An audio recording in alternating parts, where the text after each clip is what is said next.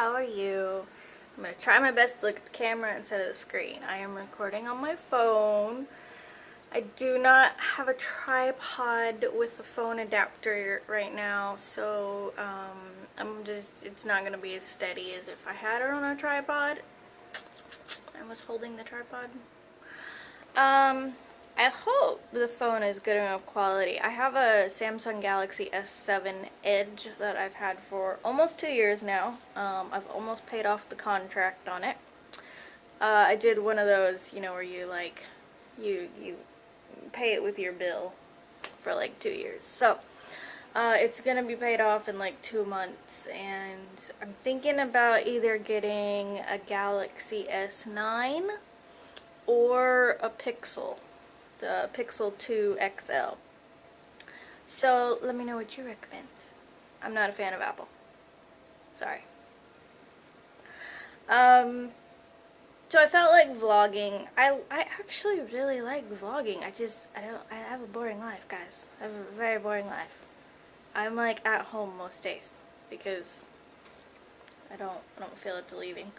I do have a migraine, but I took Excedrin and it's getting better. Unfortunately, I only have 1 dose of Excedrin left. No. I have my prescription migraine medicine. It just has a lot of side effects, so I never take it first unless the migraine's like really severe. You're probably seeing my eyes go like wee wee, because when they're here, I'm looking at the screen. When they're here, I'm looking at the camera, and it's hard to remember to look at that tiny little dot. Anyway, so yeah, I have my migraine prescription, but it has a lot of side effects, whereas Excedrin very rarely gives me any bad effects. Excedrin has probably it varies, but I'd say overall it probably has like a 75-80% success rate for me, so I take it first. I am careful, because it can cause rebound headaches, but, yeah. So, let me tell you what's happening with us. We have run into some financial issues again. You might have seen my video talking about how I had a GoFundMe link posted. I also have a Facebook fundraiser posted. I'll link those in the description box, but don't feel like you have to contribute. The thing is, if you've been following me for a little while at all, then you know that I've been on long-term disability for over a year, and I was on short-term disability for 6 months before that. That is, don't get that confused with Social Security disability from the government. The long-term and short-term disability are benefits from your employer. So those were from my last job. The last time I worked now was December 2016. I went on the short-term disability leave then. I was on it till June of 2017, and then I converted over to long-term disability. So, Cigna is the company that does my disability, and they don't like to pay. They try to find excuses. And so recently, just over a month ago now, they closed my case because I went to my doctor on July 18th. Today is August 27th, by the way. I'll probably be uploading it the same day, but just in case, today is August 27th. And you know how when you go to the doctor, your doctor always, you may or may not know this, but when you go to the doctor, your doctor always has to like put in information about how you were during that visit, okay? So they'll put stuff, were you in any pain in that visit? How was your mental state in that visit? Like, they have to put stuff about how you were during that visit, okay? Well, while I was in the visit with him, I was fine. I didn't have a migraine at the time. It was one of my better days in terms of migraines. Plus, if I remember right, it was a morning appointment, which helps, because I'm more likely to get migraines as the day progresses. Anyway, so, because he put that I was not in any acute distress and my mental state was fine, they decided that that meant that I have no, like, before or after effects from my migraines, and so I could work. So they closed my case. I'm appealing it, but appeals take a while, of course, but that means I haven't been paid in a month. And normally they did pay me monthly, but what they paid me a month ago wasn't for a month. It was just a week, because that's when they closed the case. So, you know, we have no money to pay August rent, because my paycheck always covered the bulk of the bills, and then my husband's paycheck covered some of the other bills that weren't covered with mine, and then like groceries and doctor visits and things like that, prescriptions. So anyway, our apartments have worked with us so much over the last couple of years of me dealing with all of this, but there's only so much they can do. And you know, I talked to the office manager. I've worked with her closely. She knows my situation, but she said, you know, we can only go, you know, to August 20th, and then we're gonna have to file eviction. And so as far as I know, they did file eviction last week, and that's understandable. So we're trying to figure out, you know, what to do. What are we gonna do? At this point, if Cigna gets off their asses and approves my appeal, they will owe me almost 2 full months of pay, a month and 3 weeks. And that's going to be a pretty good chunk of change. It'll be over $2,000. I think it'll be around $2,500 or maybe even a little more. So,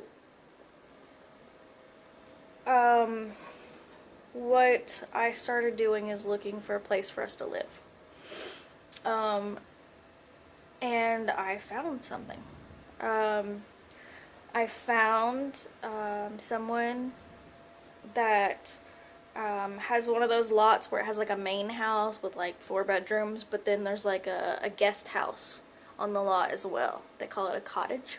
It's like 600 square foot, 1 bedroom, 1 bath, and they rent that out. They do a lot of short-term rentals, but they also will do long-term rentals. And their current tenant moves out August 30th. They would love to have somebody else in there.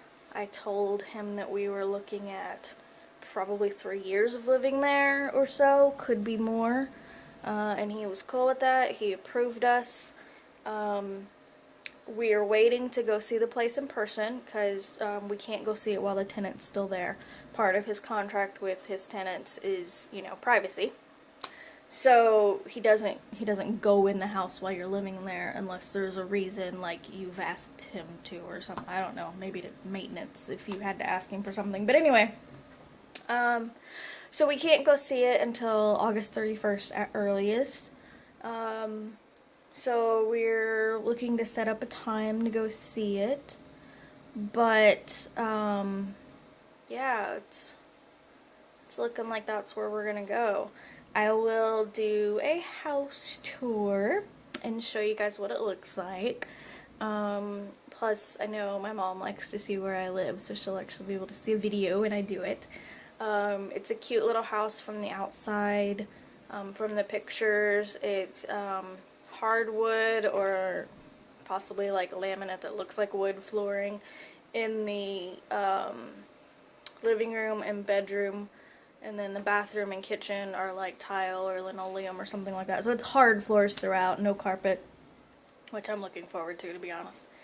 I am sure my husband is too, because he does most of the vacuuming. So with my back problems, unfortunately, vacuuming hurts my back, so he tends to do the vacuuming. But anyway, so we're really excited about that. You know, we're keeping hope. Of course, this all hinges on Cigna. Hang on, I gotta send my husband a message. He's on his way home right now, and it looks like he's gonna have to walk. Ooh, because it just started raining too. That really sucks. He's gonna have to walk home. Another thing is we don't have a car right now, and we do need to get one. We got rid of our car December of 2017, so we've been without a car for like 8 months now. My husband's been walking to work because his work's like 2 miles away from us. His work will not be 2 miles away from us where we're going to live, though, assuming everything works out. So we need a car. We needed one anyway because they're looking like they want to move him up to management, and he works at a grocery store. And when they move you up to management, they generally move you to another store.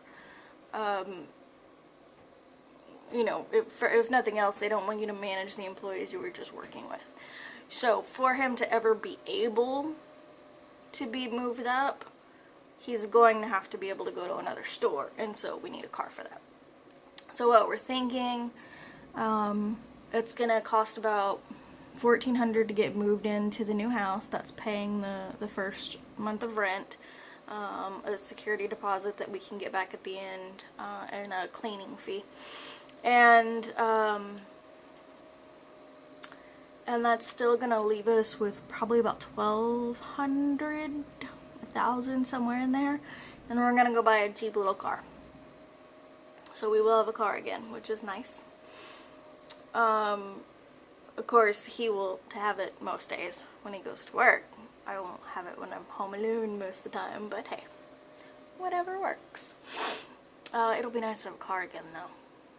But, you know, for like doctor's appointments and stuff. We use like Uber and Lyft and stuff right now, mainly Lyft. I don't know why, I just like them better. But the problem is, like, you know, when you have a car, you have to keep gas in it, right? But you don't put gas in it like every time you go somewhere. You only put gas in it when it gets low. But if you are doing like Uber, Lyft, or taxis or something like that to get places, every time you go somewhere you have to pay for your transportation, every single time. And like, my family doctor is a good like 12 miles from me. And so round trip Lyft with tip, because you have to tip them, is like $30. So, you know, that's more than a tank of gas. Now, granted, without a car, we're not paying a car payment, we're not paying maintenance, so we're not putting gas in the car, we're still spending less, but you have to have money that day. You know, if your checking account's only got $10 in it, but you need to go to the doctor and it's gonna be, you know, $30 round trip for your ride, I mean, you know, that's a problem. So, I'll be glad to not have that issue anymore. So yeah. Oh, and the house that we're going to be renting is actually, utilities are included, and it's actually going to reduce our bills by about $400 a month. So it will also help us to keep something like this from happening again. We can put money into savings, we can, because right now our bills barely cover where we live. And we lived here before I had to go on disability. And when I went on disability, it's at 60% of my income. So we lost almost half my income. And that's not what we planned when we moved into this apartment. So it's been difficult to keep it up. Like, we barely, with my income and his income, we barely make enough to pay our bills here. Getting rid of the car did give us a little more slack, but honestly not by much. Especially since we were behind on bills. It's really hard to catch up on bills unless you have extra money. So, anyway, things are looking up as long as Cigna gets my appeal approved in a timely manner, because legally they can take up to 90 days. But as long as they get it approved in a timely manner, then we should be good to move into this new house, which is really exciting. I haven't lived in a house as an adult, like my own house. I actually haven't lived in a house as an adult. You know, it's it being like my own place, not living with family. I've lived in apartments, and then I did actually own a condo once, like, you know, had a mortgage on a condo, but never in an actual house. So this will be nice. And we're planning on being there until we can buy our own house. Which, with the money we're going to be saving every month, I'm guessing probably 3 to 5 years. We've got to pay off some old bills. We've got to get, like, I've got medical bills that are outstanding. We're going to owe this apartment complex money when we leave because we'll be either evicted or breaking our lease, one or the other. Either way is actually breaking our lease. But, yeah, we're gonna owe them some money, and I don't want that hanging over my head, you know, so we've got to pay off some previous bill stuff, and then, we'll be putting money into savings as well, and hopefully in like 3 to 5 years we can buy a house. That's our goal. So anyway, we have started packing a little bit. I'll show you what we've done so far. My husband, brought home some boxes. From I can't get it into frame. That's good enough. You see the boxes. He works in a grocery store, so, you know, boxes. So here is what we have worked on so far. Bookshelf. There we go. So there was a shelf right here. It's now stacked here, but it was like up here. So I've cleared all the books off it, cleared all the books off that one, and cleared all the books off the bottom shelf. I have this shelf to go. We have these 2 boxes full so far. But I am horrible at this. There we go. It's because I have it in selfie mode, so, you know, where the camera's facing me. So when I try to, like, show you something, I turn the phone all the way around, and then I can't see what's on the screen. So yeah, we are going to be leaving most of our furniture behind, because the house we are moving to is actually furnished. Pretty much everything in the living room we're taking with us, though. We're taking the cat tree, obviously, filing cabinet, there we go, filing cabinet, maybe, computer desks. My husband's desk is there, my desk is there, of course. Let's see, we have these, like, 4 cubby bookshelves. We actually have 4 of them. I have 2 right here, and then our computers. Each of our computers are sitting on one. We're taking those. I have a little brown table here that the cats like to sleep on. We're gonna take that. There's another filing cabinet in the dining room, and then the bookshelf that I just showed you we're taking. No other furniture is going with us. So the couch is not going with us. The dining room table is already missing because my dad came and got it. They're the ones that had given it to us, and so they wanted to take that back to see if somebody else might need it. The bed is not coming with us.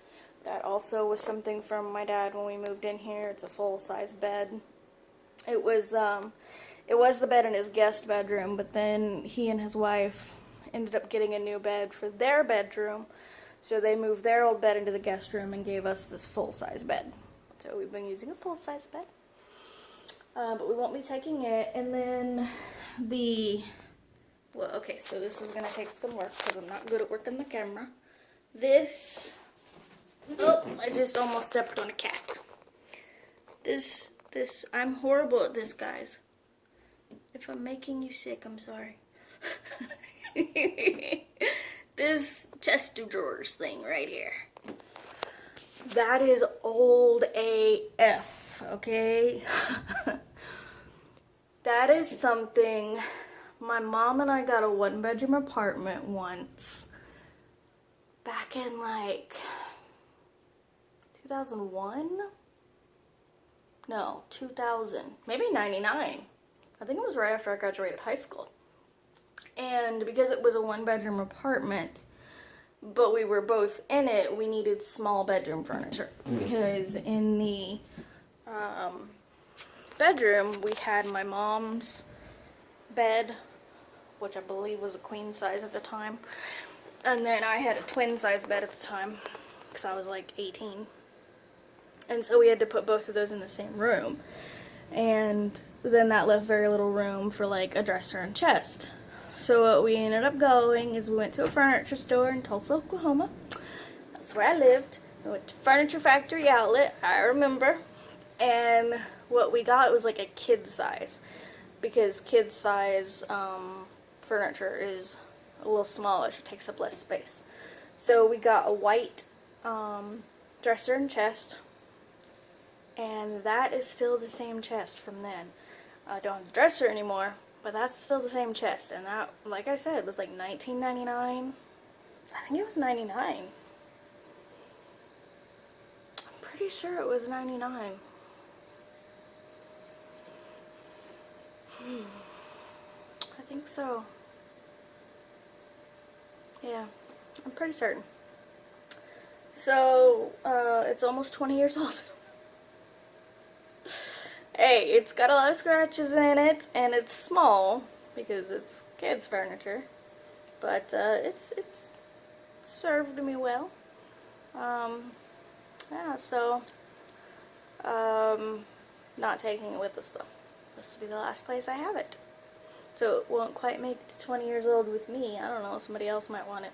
I'm gonna put, once we get our stuff, these apartments has like a bulletin board online that you can post, and so I'm gonna post in, like, say the couch, bed, and chest are for free for anybody who wants them. So, somebody else might take it, I don't know. But yeah, exciting stuff. I'm really excited about potentially moving into another house. An actual house, not an apartment. It does depend on Cigna, which worries me. Because, you know.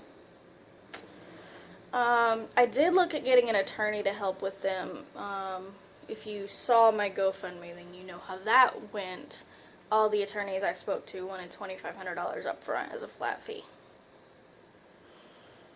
And then a percentage after that. But, and I obviously can't afford that, so. My hair, woo, we're looking wild. Look at this. Look at this nonsense. I need a haircut so bad. Look how long this is now. I need a haircut. So bad. They're frizzy. Also, you probably can't see it, but I have so many gray hairs now. You can only tell at the roots because I dyed my hair, but I haven't dyed it in quite a while. Like, my roots are like this long right now. So yeah, I have a lot of gray hair too. But yeah, that's what's happening with us. We are working on packing a little bit. Most of what we will be taking with us, though, is stuff that we use on a fairly daily basis, so that kind of stuff we won't be able to pack till like right when we're ready to move. But you know, go ahead and pack up what we can in advance, like the bookshelf, probably some stuff from the closet, stuff like that. So alright, I just wanted to say hi. I have a cat that apparently wants to say hi. I hope he is showing there. Lestat, look up. Hey, look up. He's like, no, look up. Lestat. Lestat. I don't know if you got to see his face or not, but he's here visiting. He's visiting me right now. Do I have anything else to cover? I don't think so. I don't think so. So I'm gonna go ahead and end it here. My husband is on his way home. Unfortunately, it's raining and he's walking. I'm gonna make some dinner when he gets home. So I will see you all on my next video. Thank you for joining me.